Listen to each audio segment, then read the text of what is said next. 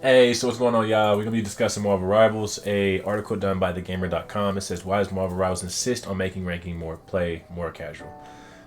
So I'm just gonna skip to the part that basically says Chrono shields will allow you to negate losses, because this is the part that everybody's kind of misunderstanding. A couple of questions I want to answer in this video is, how do the Chrono shield tokens work? Who are the shields for? And does it make a pay-to-win model?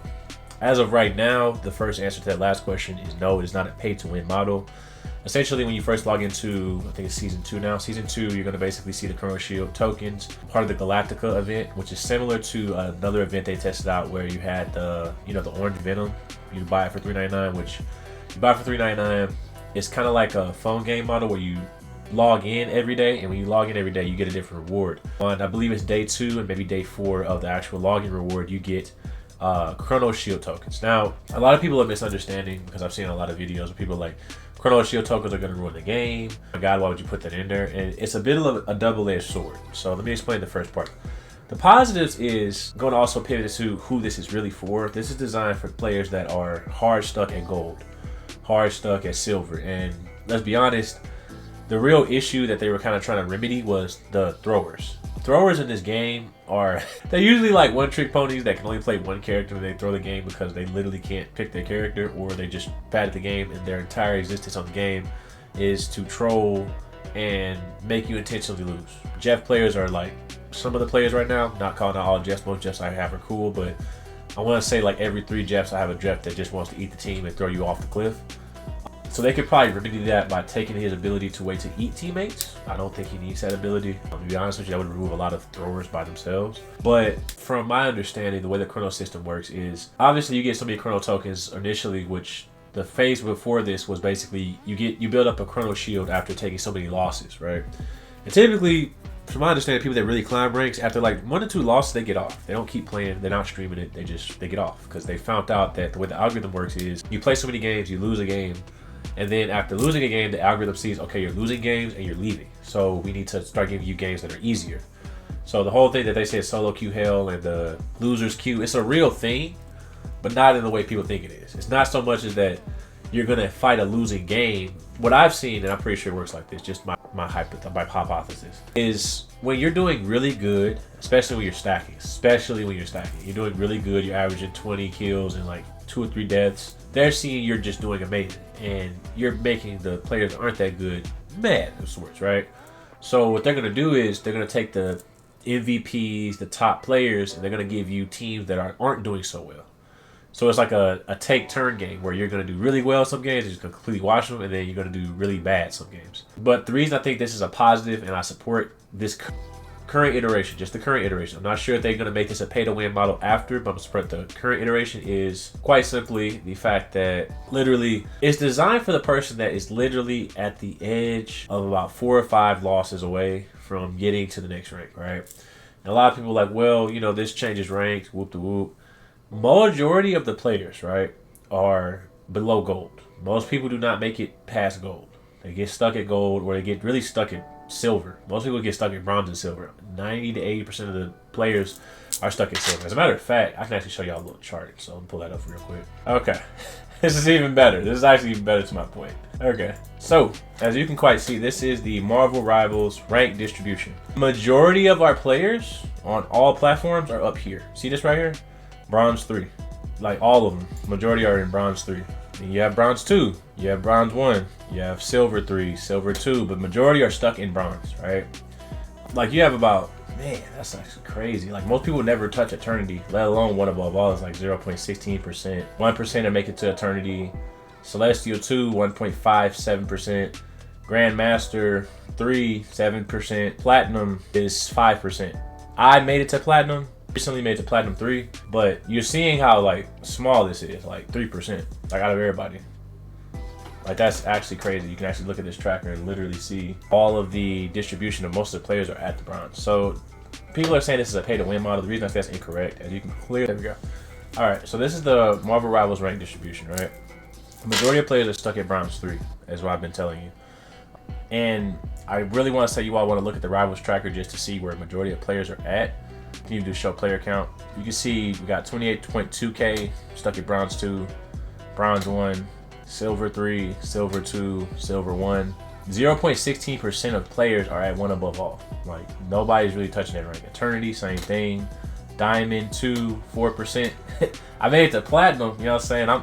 I stream it, you know what I'm saying? And I usually keep playing even after I get certain many L's, but I've noticed from my personal experience that when you play and you stop on an L and you come back the next day, for some reason you get really easy games. Like the first couple of games you play are always super simple. You play with like really bad players. And I feel like it's intentional so that it keeps you, the game loop keeps consistently being fun and you get that high.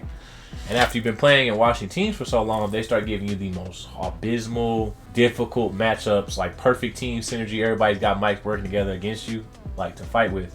But going back to my point is, if I want to say who the shields are for, it's for gold and silver and bronze. All 3 of these ranks. So everybody that's gold 1 and below can use this system. This is not even really half of the players, okay? We've got Platinum, Diamond, Grandmaster, Celestial, Eternity, and 1 above all.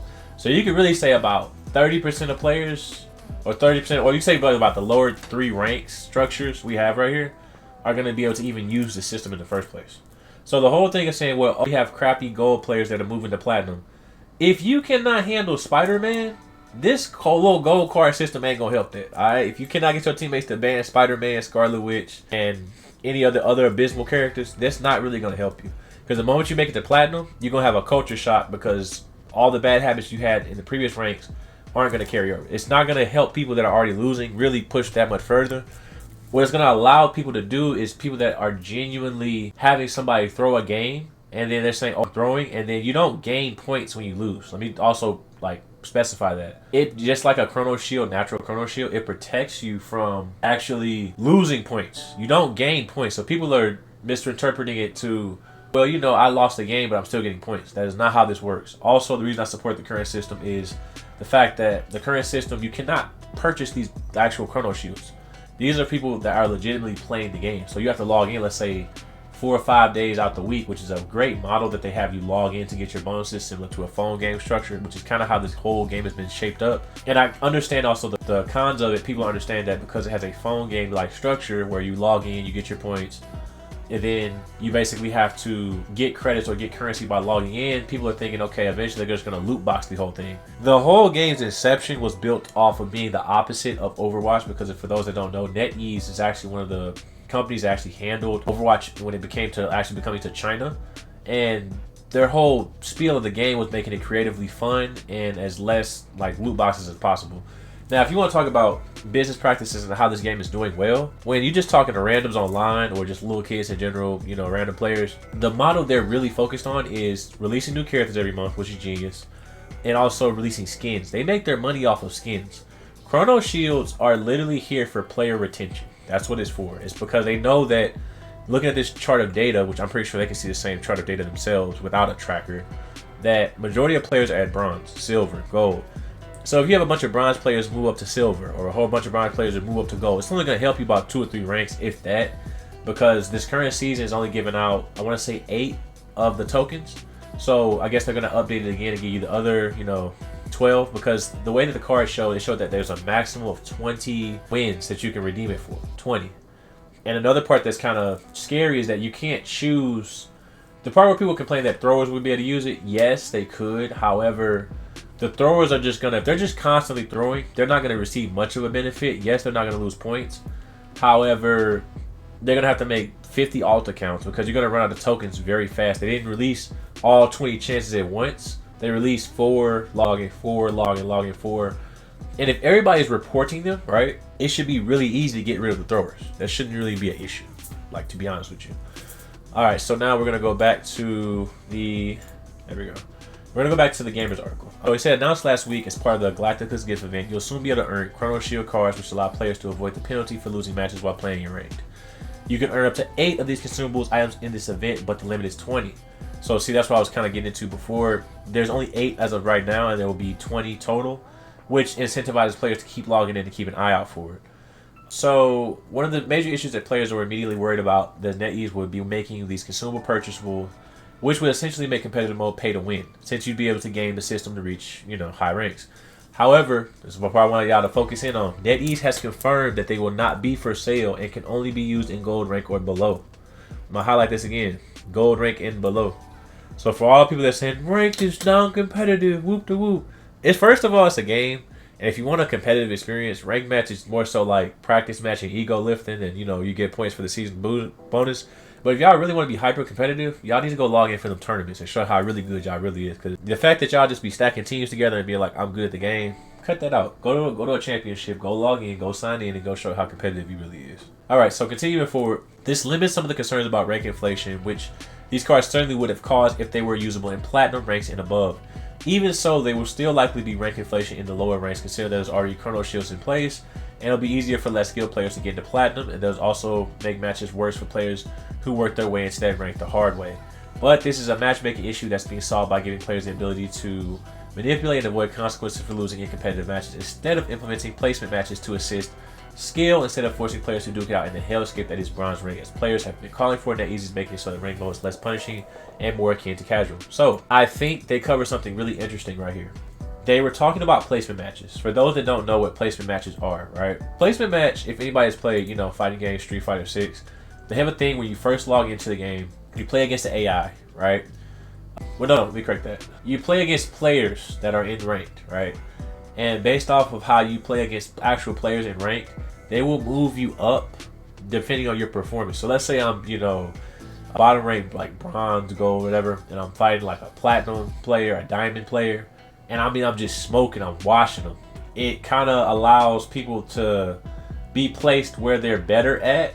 Now, obviously, you can beat this system by intentionally losing. I've seen people do that. There's no real way to completely eliminate smurfs, throwers. To be honest, a lot of smurfs and throwers are a huge part of the player base. However, the real thing as far as this game's model is designed, you could also have placement matches, and we really just need to have them do where if you throw a game and we, like, let's say all people, 5 out of 6 people report you, right?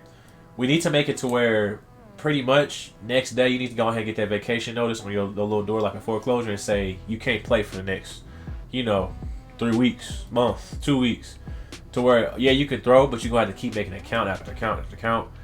And if it gets really bad, like on some old school stuff, they can just pretty much block your ISP. Like, I mean, it's like, I don't get why people get on the game to throw. I really don't. Like, I get, okay, let's say you left the game, you rage quit. Cool. There's a penalty for that. There should be a penalty for that.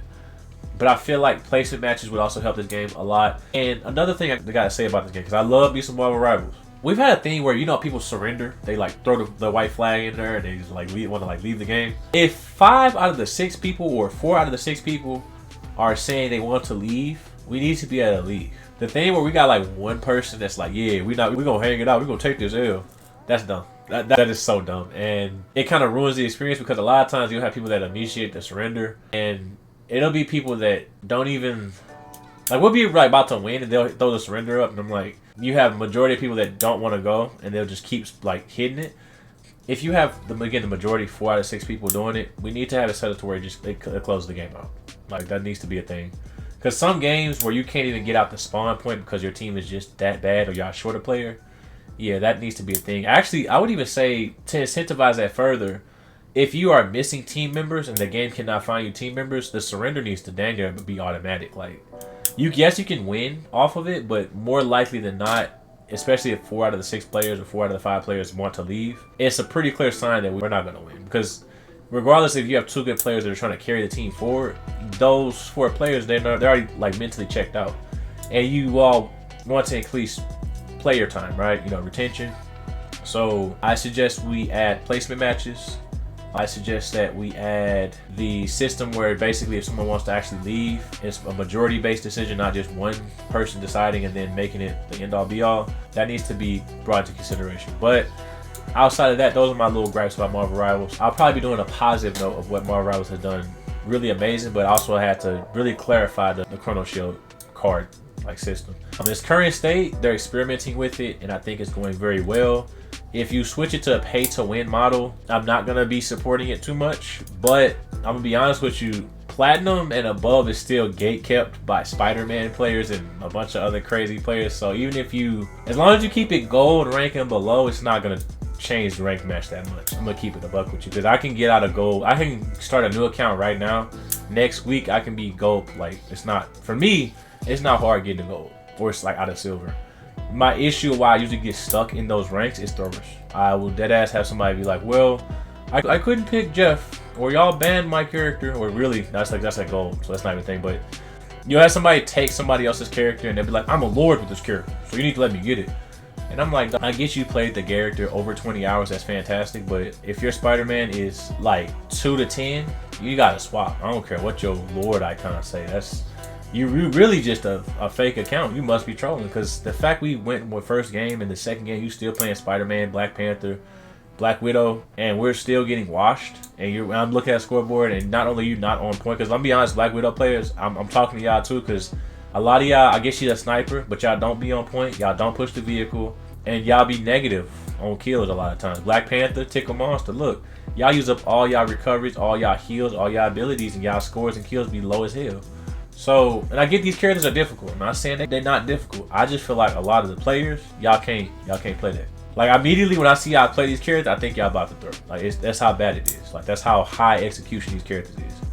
So really, like, I also gotta say, they gotta penalize people that are like pretty much saying in chat, I will throw, and like are also throwing. Like, it's not hard. I'm not gonna lie, it's not hard. We need to get more aggressive with penalizing throwers. Like, that's the real issue. I feel like this is a band-aid on a bigger problem, to be honest with y'all. It's just a simple band-aid slapped onto a bigger problem. But that's been my 2 cents on this. Masketeers over and out. Till next time. Peace.